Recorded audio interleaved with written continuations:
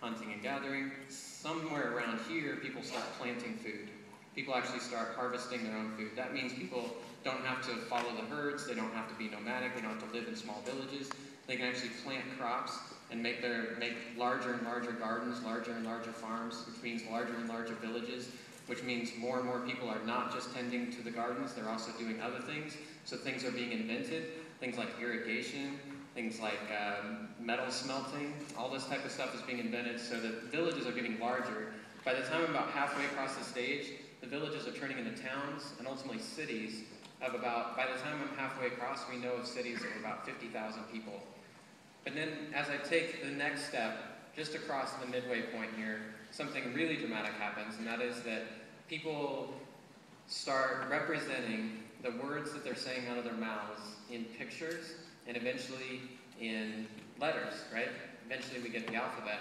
And what's happening here then is that people can now spread their messages further than the people that they meet face to face. Messages now spread very broadly.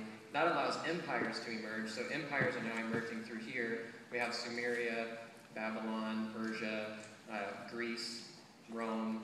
And then I've just got a few more steps here. We're down to about 1,500 years left here. We're ending Rome. We're going to the Middle Ages. And as I get to here, we come all the way across the stage, and almost nothing in this room has been invented yet. The Industrial Revolution hasn't happened. Virtually everything you take for granted is not here. And as I take the next step, I could actually go to right here, half a step, and there's still none of that. And then the last half a step, Industrial Revolution, we go from right here, almost nobody can read. We expect everybody to read. And if you get a little closer, it's Industrial Revolution, cars, trains, planes, electricity. All of that is really just at the start of my foot here. And what's really interesting to me, though, is that despite all, you throw out all the technology, what's really interesting to me is that for all this 12,000 years, there are three questions that almost nobody has ever asked. And at the end of our foot, everybody's asking them. And those questions are, who am I? What am I going to do? Am I going to make it?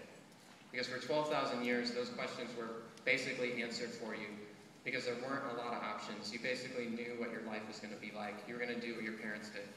And now suddenly at the end of this foot, there are three questions that everybody has to ask.